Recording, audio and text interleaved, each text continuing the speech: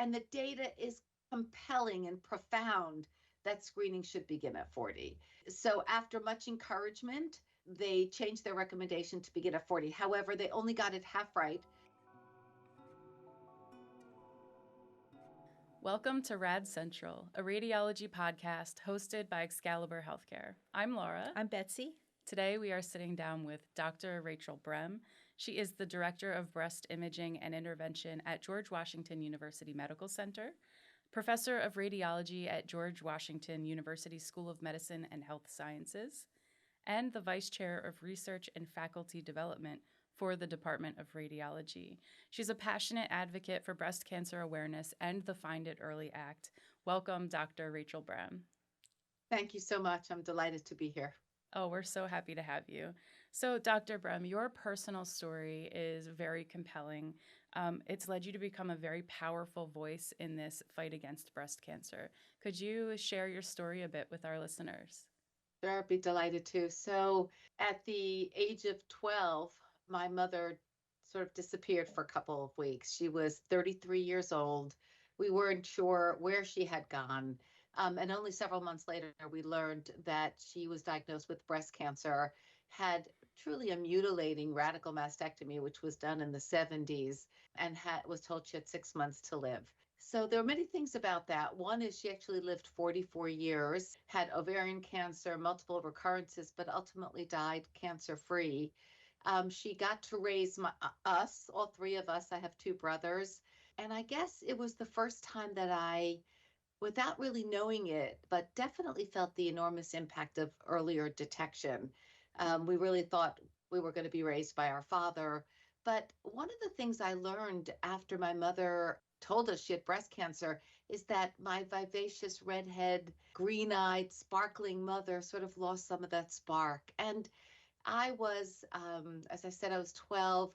We were all immigrants. I was born in Israel. My mother is Israeli. And, I just decided that I was going to do everything I could at that point to make sure that other 12-year-olds weren't impacted by breast cancer as I was. And, my parents thought it was kind of a crazy idea. They'd never seen a girl doctor before. But I was really committed, and I had, it wasn't that I had any role models. My role model was my local pediatrician, who was, of course, a man. And so I just decided that I was going to do something to make a difference and try to change the history and the narrative of other families like mine.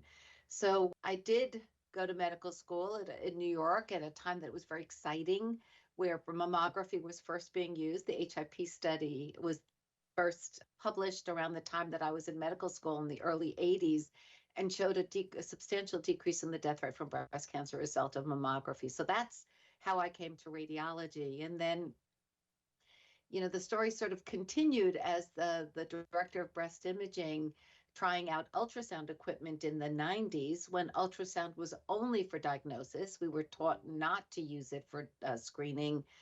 Trying out some ultrasound equipment, I found my own breast cancer when my oldest daughter was 12 and I was 37. So history truly repeated itself, but it's been an interesting journey, but one that not only has had a lot of challenges, but has brought me a lot of passion. And so definitely has had silver linings to some of the great clouds that have come this way. Yeah. That's a wonderful story. How did it eventually lead to the foundation? The foundation was started shortly after I came to GW in 2000. And what happened is, if you would have told me 25 years ago that I'd be involved with a nonprofit, I would have said, not a chance, not possible. But what happened is we were in DC. DC has the highest death rate from breast cancer in the country by a lot. We saw a need, and a bunch of really fabulous, impactful grassroots patients said, how can we make a difference? And so we began to identify unmet needs in our community, and that's how the Brem Foundation started. So it was really started as a grassroots opportunity to identify and answer unmet needs in the breast cancer world.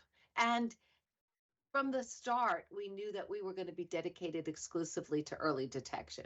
Do you feel that the proximity to DC has been fortunate for the foundation?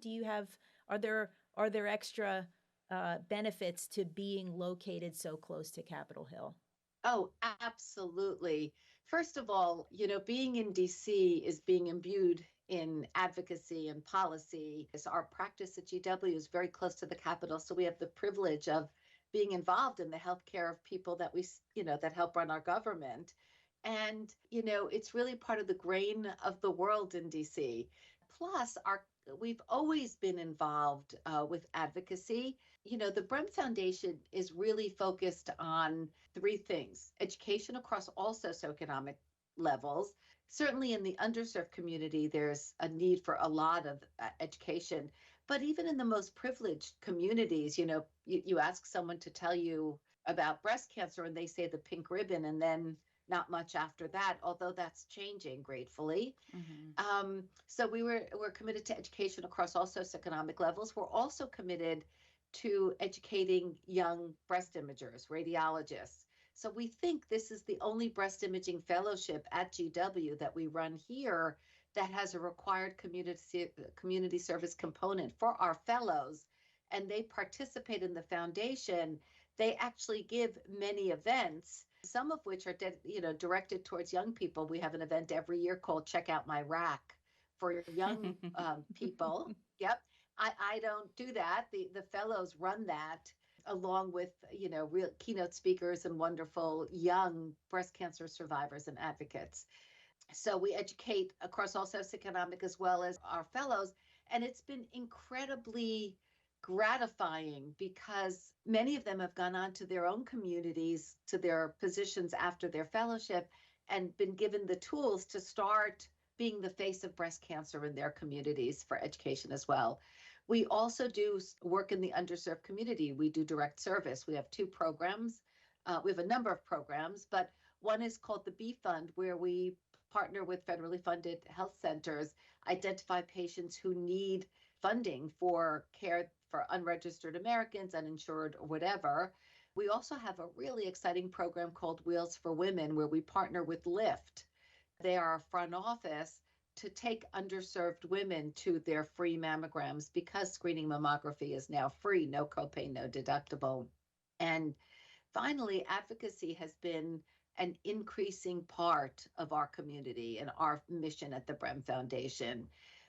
Both at the local and national level. In 2018, we helped craft and unanimously pass the DC breast density notification law, one of the few that requires insurance coverage of what some people call adjunct, but we call essential screening in women with dense breasts, and are involved with other states as well as very much on the national level. So personally, through GW and mostly through the foundation, through the Brem Foundation, we get involved with many congressional briefings, have close relationships with members of Congress that allows us to have a seat at the table for what is a very important piece of assuring that all women have the opportunity to get the proper screening they need to find early curable breast cancer. Yes, it's such important work. Thank you so much for everything that you do. Thank you. You keep mentioning these underserved populations. Has there been challenges you've met along the way in trying to reach these communities? Well, all of us in the healthcare community, and certainly radiologists, have these challenges, right? Breast cancer is not an equal opportunity disease. The great news is that 95% of women with early stage breast cancer survive and thrive, right? And that the death rate from breast cancer has gone down by 50% over the past 2 decades, but not so in all communities. So Black women die at a 30% higher rate. And so that's probably very multifactorial. Genetics: Black women, Ashkenazi Jewish women get triple negative breast cancer more frequently, other populations as well, and the survival rate is lower. But access to care is a very big deal. And we do focus on education and access in all communities, but those that need it the most, we focus on, and those are many underserved communities. And as many of the listeners here know, the American College of Radiology identified all Black women in the United States as a high-risk group and recommended that at the age of 25, they speak to their healthcare provider about how to optimally screen. Mm-hmm. And this partnership with Lyft, how could somebody find out more about this? What exactly is it? How does it work? What happens is, it turns out that in many underserved communities, the barrier to free mammograms is transportation. And we know that since the ACA, the Affordable Care Act, screening mammography is free, no copay, no deductible on January 1st. But yet, in many communities, in the Latina community, they have to take a day off of work, take public transportation.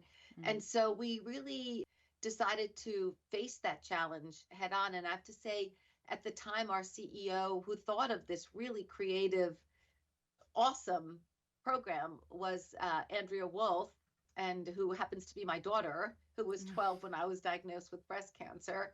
Wow. But a wonderful, creative, brilliant zealot for women's health.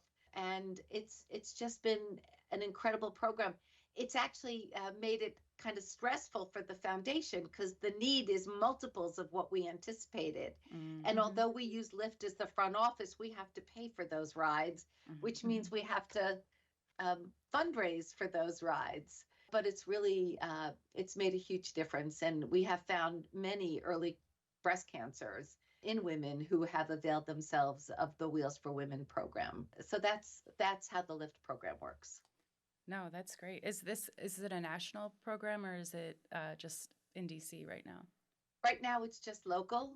A number of states have reached out to us to try to expand it. We are small but mighty. When we first started the foundation, we did in-person educational events, and they were fantastic. And then COVID hit, and we, like so many others, pivoted to online. And it turned out to be a blessing again, because we could reach so many more people, right? Mm-hmm. We reached people across the country, across the world. And at that point, again, trying to find ways of doing things better, we developed these really fun, very highly informative educational videos, and they're on bremfoundation.org. So we started out with the initial one called Pushback. Now we have one on breast density, one what you should ask your doctor, and are you too young to have breast cancer? And we have developed this really creative partnership with WebMD. And as a result of that, over 10 million Americans have seen our videos. And they're award-winning. We've been Webby finalists. So, it just, the foundation has just, on a personal level, is just, good begets good. And that's really an example of it. Plus, again, very personally, it has expanded my horizons and opportunities in ways I never could have achieved. And that's because it's a real partnership with everybody together. And, the other thing is, people asked us from other states, like you asked, can we do these educational events? And that's how the Education of Fellows started, because we couldn't scale up ourselves. But we figured, wow, what if we could scale up by teaching young physicians, young radiologists, to become the face of breast cancer in their community, as we have here in DC? Wouldn't that be like a really great win-win? And so that's how that happened. It's an excellent program to have a fellowship involved too. Mm-hmm. How many fellows do you accept per year? Is that how it works, per year? Yeah, we have 3 a year. We have an unexpected opening this coming July. So, shamelessly advertising. If anybody wants to come to DC and do a breast imaging fellowship, let us know. Okay, Yeah. we will plug it for you. That's a wonderful opportunity. Yeah. And we can also put in the show notes, we can put links to all of the videos that you just spoke of, and of course a link to the website. I appreciated taking the quiz. I'm of the age where I should be getting regular mammograms. You have a little bit more to go. She's a little bit. She's a youngin'. Should be. But, I hope that is I am.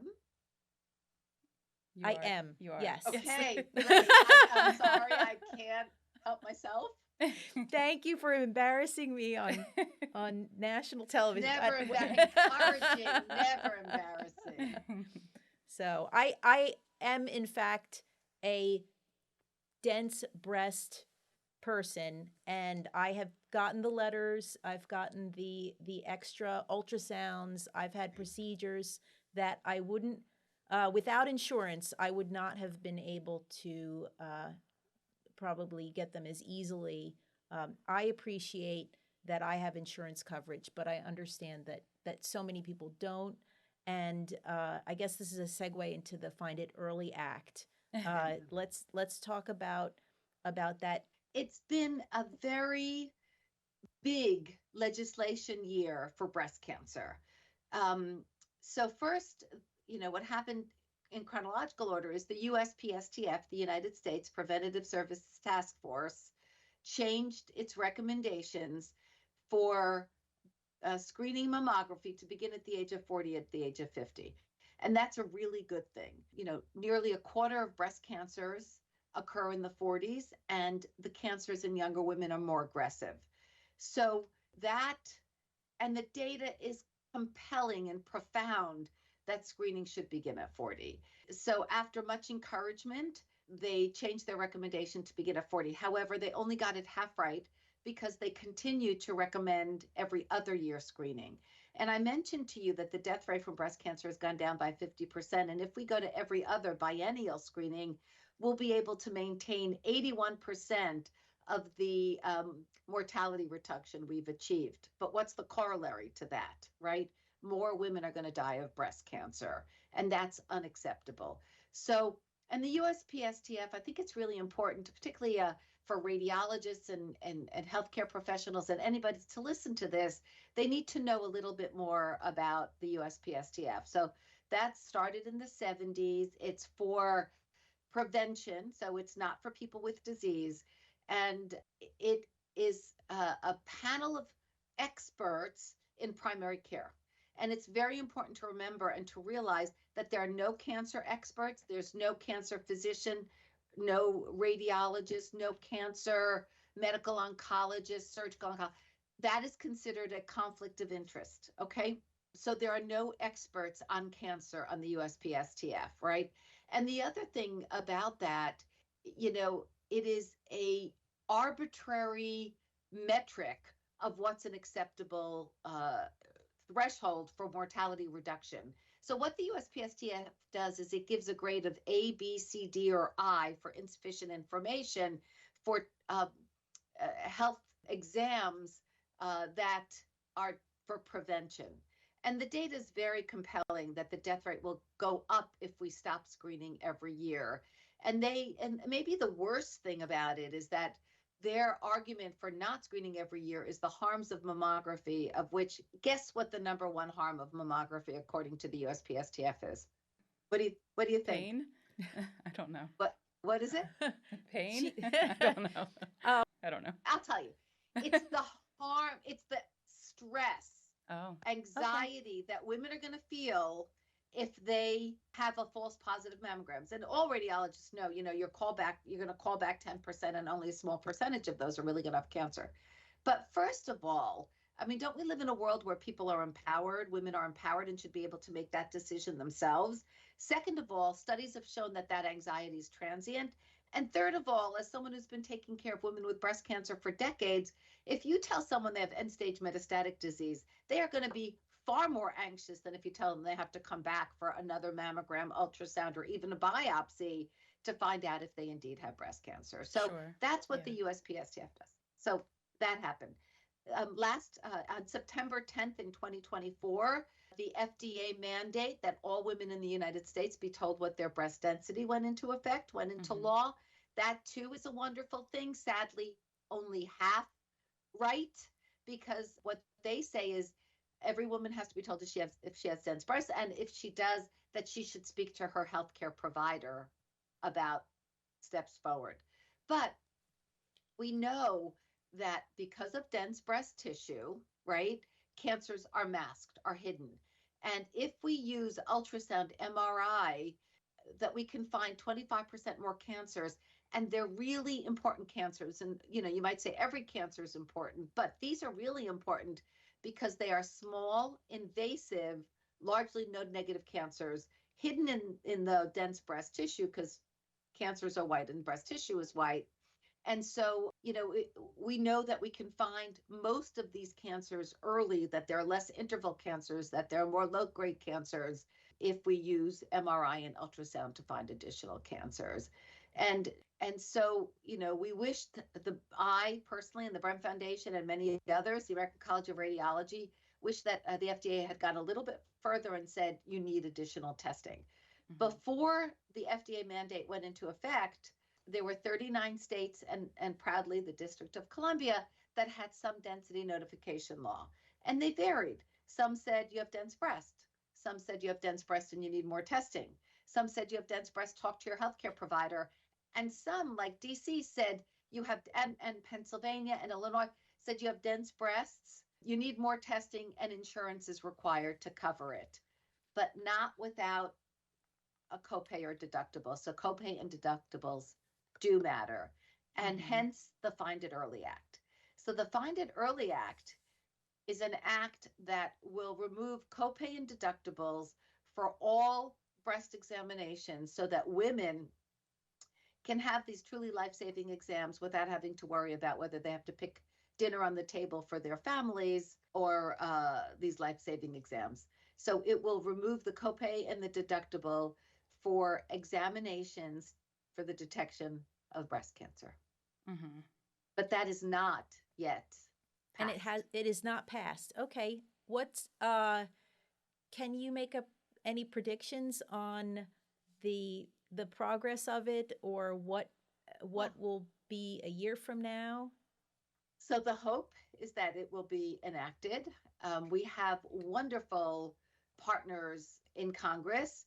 The House side, Rosa DeLauro on the Democratic side, and Brian Fitzpatrick on the Republican side have sponsored this bill. Congresswoman Debbie Wasserman Schultz, a very close friend of the foundation, has been really a wonderful partner with the Brem Foundation, is very supportive. And now we are working with others to have Senate sponsors. And I don't think I can say anything yet, but this morning I had a phone call that I think we are getting there. Oh, that's excellent. That we may very well have a sponsor both on the Democrat and the Republican side. In the Senate. Wonderful. Yes, in the Senate. So we'll see. Can I predict? No. Can I hope? Yes. So it seems like the challenge so far in the Senate is this broader philosophical debate about the federal versus the state mandates and just spending more federal dollars. Do you see any other challenges that are standing in the way of getting this enacted? I think it will cost more, and it is another governmental sort of mandate requiring coverage. As you can imagine, probably don't have full buy-in from the insurance companies. So I think there are a lot of forces working together. But look, we have passed other bills. Bills have passed that require coverage of genetic testing and preventive exams for our military. The FDA mandate passed, MQSA has passed. So it steps forward, and the hope is that we'll get there. Right. So you say it'll cost more, but preventative care does reduce overall cost, correct, in the healthcare system and inevitably saves lives. So if we can just advocate for this preventative care, women get their screenings, we catch it early, we save lives. I don't. What's someone in stopping insurance you, has to Congress? know that's a help. It is. For me, it's a no-brainer, right? And if you do the economic modeling at it costs 3 times more to care for a late-stage breast cancer than an early-stage breast cancer. And the other thing that it's really important to remember is we talk about mortality, right, from breast cancer. And that's an important metric. But we have to talk about, and at the Brem Foundation, we talk a lot about something called the intensity of care. And that is, what does a woman have to go to achieve survival? So, we have great improved and ever-changing therapies, right? We have immunotherapy, we have targeted therapy, we have so many things. But what does a woman have to go to get to a cure? And it's not the same. It's more intensive therapy, it's more intensive surgery, more intensive chemotherapy for later stage disease. And we can't forget about that as well. So Can you share, do you have any firsthand anecdotes of women who, they've gotten their breast density notification and don't have the funding to go for a follow-up MRI or a follow-up ultrasound? Have you seen that in your practice personally? One is that we recommend additional screening of women with dense breasts, and it's denied by the insurance, right? Mm. And one thing everybody has to learn is that you can advocate for yourself. No, generally, no means no. But with insurance company, no does not mean no. You need to call, you need to advocate, you need to go to the Brem Foundation website and get the data. And I can't tell you how many times we have educational events at the Brem Foundation, and someone says, thank you for encouraging me to call my insurance company. I had an MRI. Finally, it was approved. And they found a small, highly aggressive breast cancer. Wow. Yeah. And sometimes, women have to save up for their deductible, right? So even if it's approved by insurance, the deductible comes into play. And, I have to say, personally, I feel so fortunate for many reasons. Very few people have the 360-degree view that I have of breast cancer, right? Started as a daughter, a physician, an expert, a patient, a survivor, right? And a mother of 3 daughters and now 10 grandchildren, of whom 6 are women or girls. So, one of the things that really speaks to this is that knowledge is power. And because of that, I don't know if you can see it, but okay, it's by Christy, Teal, and myself, and it's published by Simon & Schuster. And it's basically very practical, compassionate information about breast cancer screening, diagnosis, treatment. There's a chapter about for the life partner of someone with breast cancer. There are questions to ask your doctor, but it's really all about knowledge is power.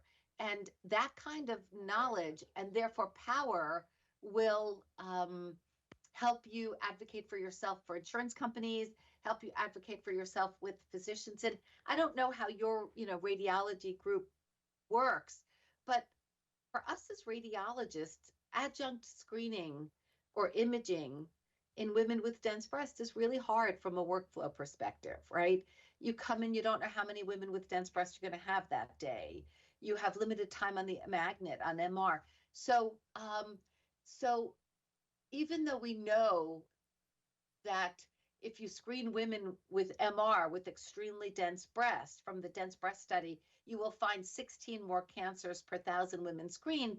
Many times we don't, as radiologists, we do here, but it's very difficult from a workflow perspective to offer this to everybody that has dense breasts. And that's why it's really important for women to advocate for themselves. And also as radiologists to understand how profoundly important it is to find these early curable breast cancers. And that's, why Christy and I wrote the book, because we really wanted to share our unique 360-degree view. She's the head of breast surgery here and did not have breast cancer, but her mother died of breast cancer and she's had prophylactic mastectomies. So we wanted to share our insights, knowledge, and power with others. And that's why we wrote this book.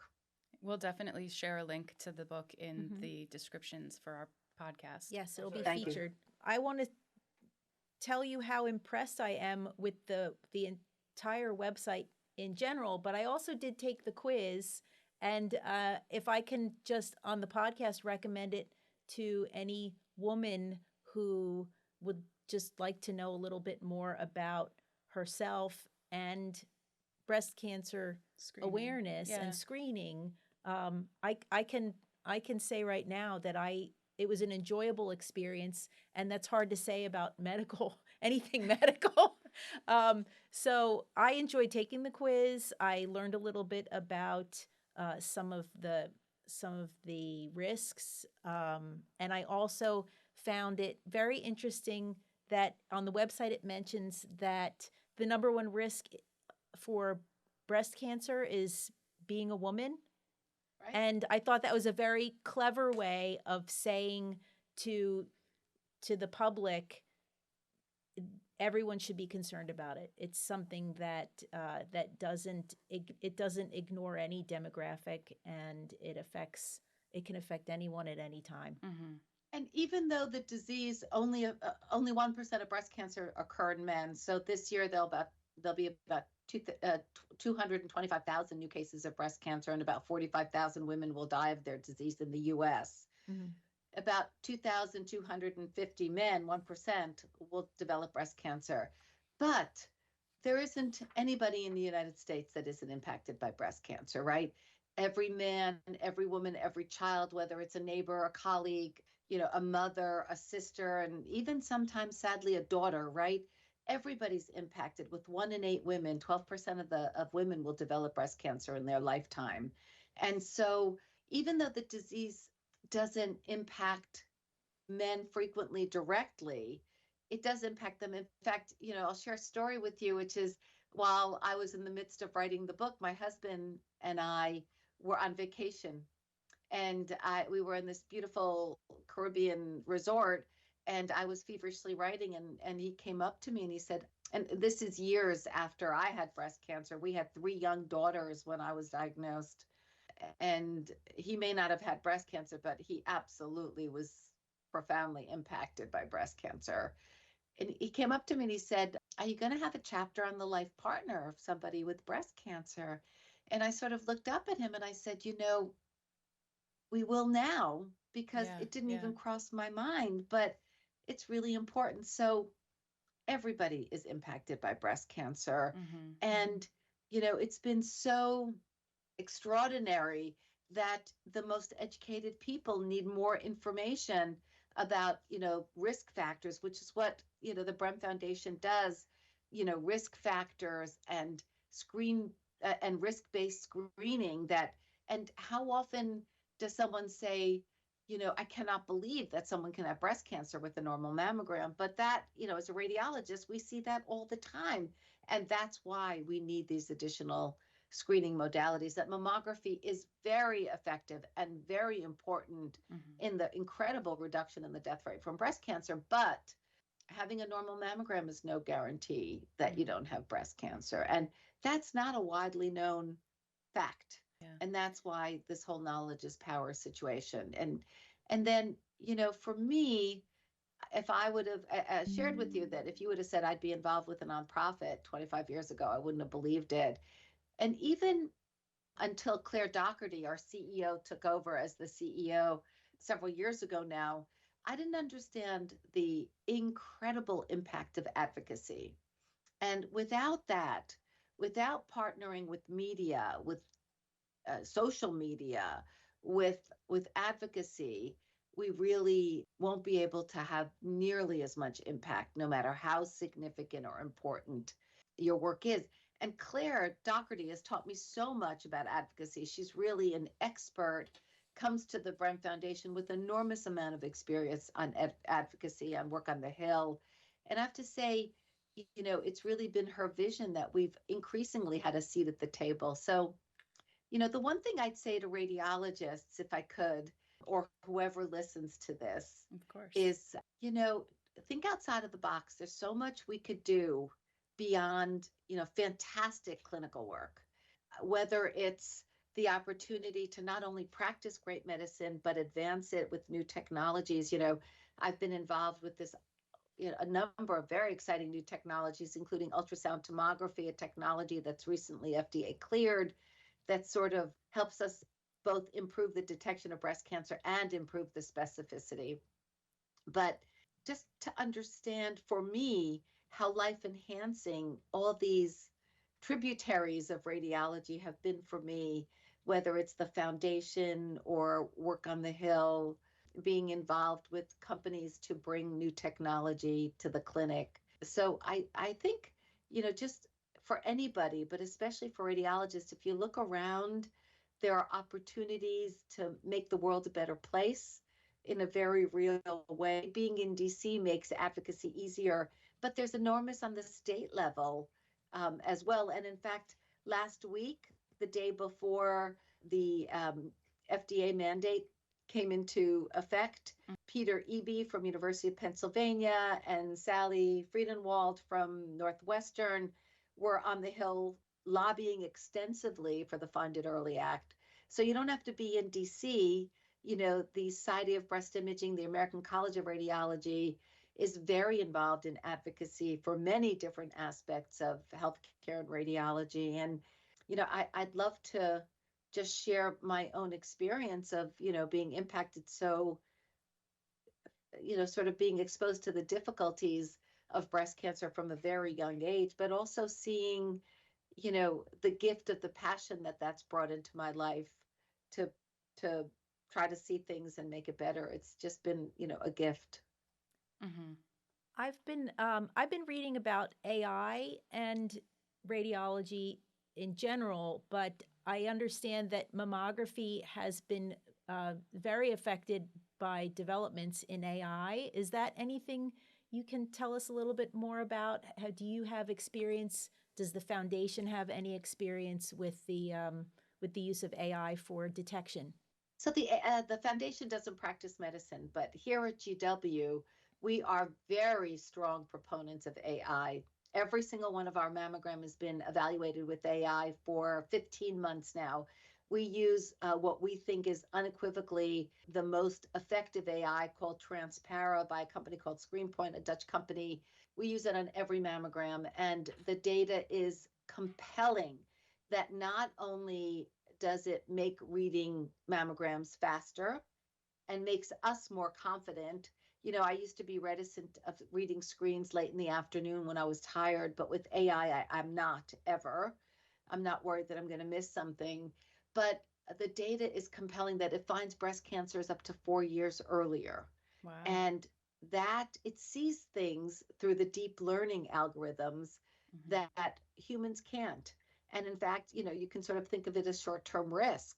So I think, people say, aren't you as a radiologist afraid that you're going to lose your job because of AI, right?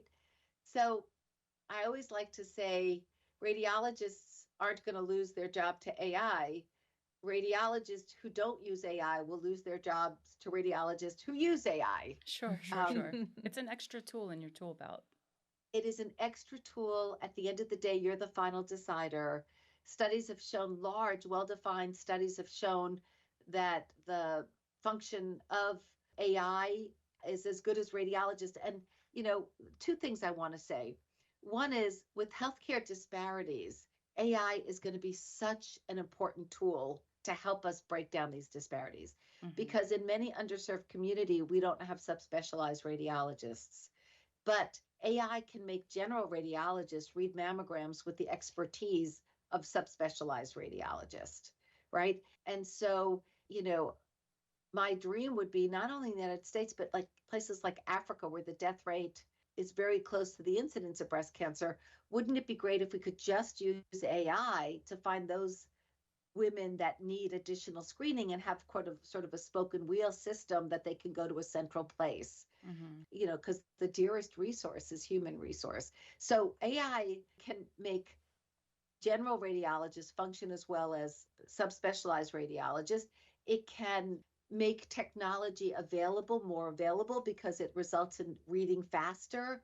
And, a very small percentage of mammography practices use AI widely now in mammography.